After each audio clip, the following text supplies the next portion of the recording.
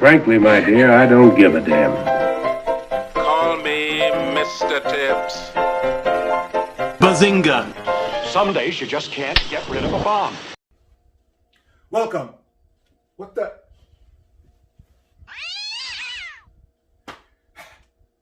Finally, DC Comics gets one of their movies right. This review could end on that first sentence, but I've got to gush a little. With the Wonder Woman 1984 sequel set to hit theaters on Christmas Day, I, your mad expert Michael Menza, decided I'd give you my real review run-through of the 2017 film Wonder Woman. I'll start right away with the good.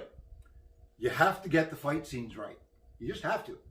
Patty Jenkins is the director, and she delivers with panache. Balletic, poised, thrilling, everything a comic book battle should be. There are lingering slow motion moments and perfectly choreographed movements. These are all a joy to watch. There's no confusing, shaky camera nonsense. No endless point of view smash cuts. The director's technique lifts panels directly from the comic page and plasters it across the big screen as inspired visual confection. That's fancy talk for eye candy. Who knew Princess Buttercup was such a badass? Robin Wright has shown her acting range over the years, and once again, she shines splendidly as Wonder Woman's aunt and mentor, General Antiope. Chris Pine as Steve Trevor. Square-jawed, stalwart, stoic soldier. Spy. Steals scenes so surreptitiously, sneaking into cinema sight as the sexy, splendid Supreme co-star and love interest. You know, it's not easy to do those alliterations. Look for the scene with the lasso of truth and Pine's brilliant take on its effect. It's a masterful comic moment that is repeated later with even more satisfying results. His character is refreshingly not mired down by anger, angst, or brooding despair, despite being in the center of a vicious war. He simply is. Yet, he is not simple. Trevor is noble and loyal to his duty and his cause. He is a perfect mirror to Diana. Essentially, this is a love story, so chemistry is important. And oh boy, is there chemistry. Pine and Gal Gadot as Diana are practically explosive. Speaking of Gal Gadot, casting perfection. In some scenes, she's literally explosive. We've all been, wait for it, waiting for Gadot. Theater lovers will get that joke. The rest of you that don't, pick up a book and read once in a while. I've always felt that people will go see a film about an iconic character without the need to cast a big name in the part. Think about the best superhero portrayals. George Reeves as TV's first Superman, Adam West as Batman, Linda Carter as the original Wonder Woman, Christopher Reeves, 1978 Superman.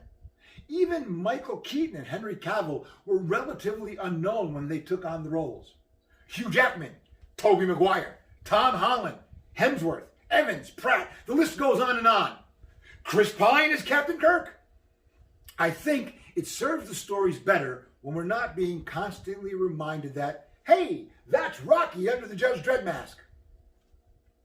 So, Gal Gadot, classic, statuesque looks aside, there is never a moment that you doubt she's anything other than the goddess heroine Diana, Princess of Themyscira. I don't care how it's pronounced.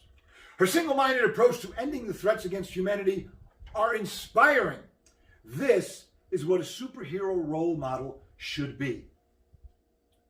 The bad. Fiddling around with the origin of a comic legend is tricky. There are likely purists out there that might have some issue with changing the era from World War II to World War I. It's not really a bad move, and writers have been doing things like that for years. It just opens up a reason for naysayers to say nay. Okay, the other problem is here is another superhero so powerful that the villain needs to be a being out of Greek mythology. This takes away from some of the other confrontations. Sure, we know the good guy is supposed to win, but if the bad guys don't stand a chance, unless they're from the same planet, island, ethereal physical plane as the hero, well, where's the danger?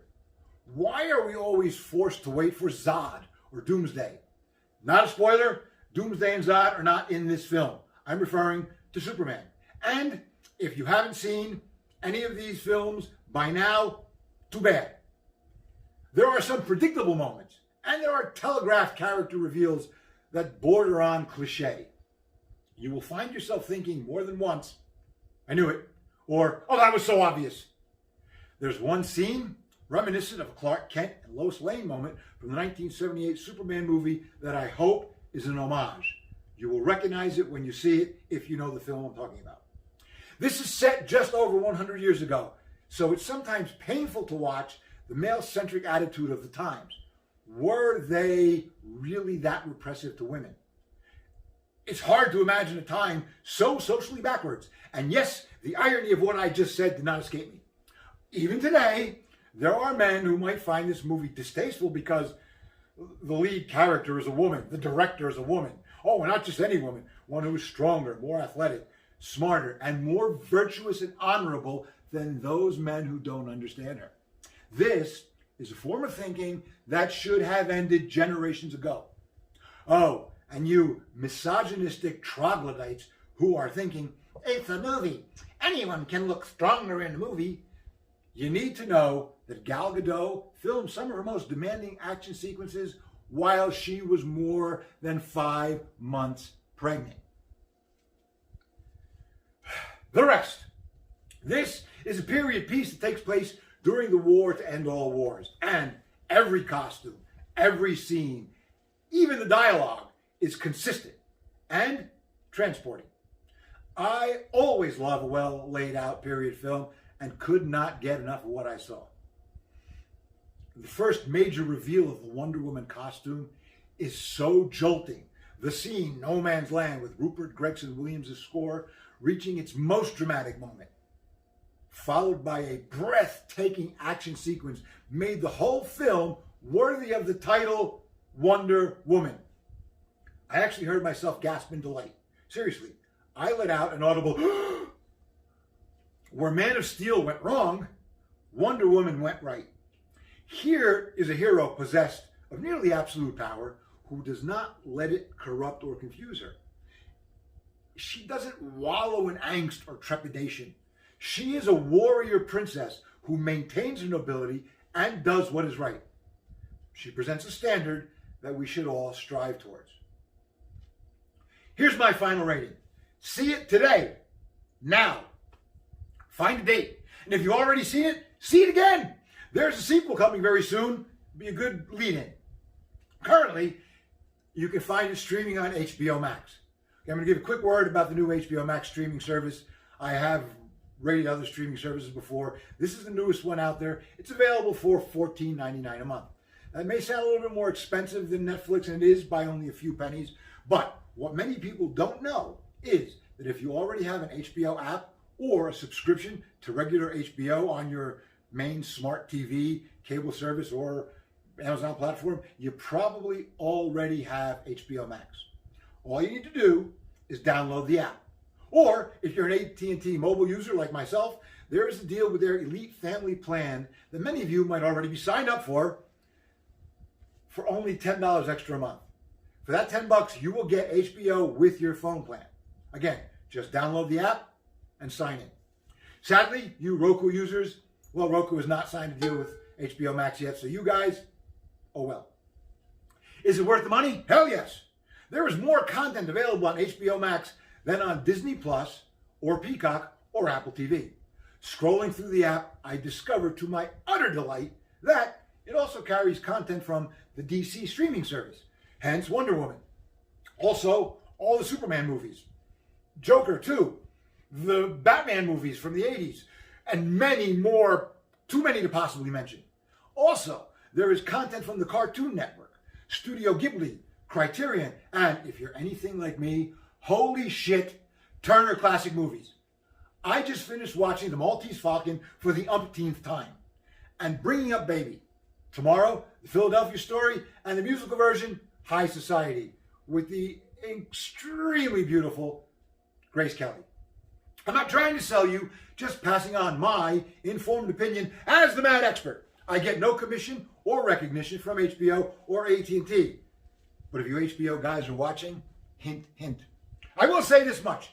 If you have to choose HBO Max over, let's say, Apple TV, easy choice, throw out your Apple.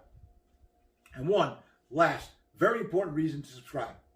AT&T, in an effort to draw attention to this quality service, has bought and is releasing Wonder Woman 1984 on HBO Max on the same day as its theatrical release, December 25th, 2020. An unprecedented move, so if you're afraid to venture out for COVID-19, it will be available. Give HBO Max a try, if for no other reason than to watch that sequel.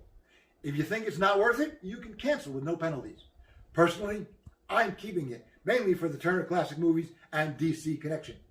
Look for my Wonder Woman 1980 review after Christmas. As always, subscribe, pass my channel on to everyone. What the hell is this? Click the bell icon for YouTube alerts. It's that damn last. Well, at least you know I've been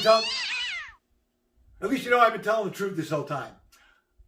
I do so want the tiara to return as a fashion statement. I do.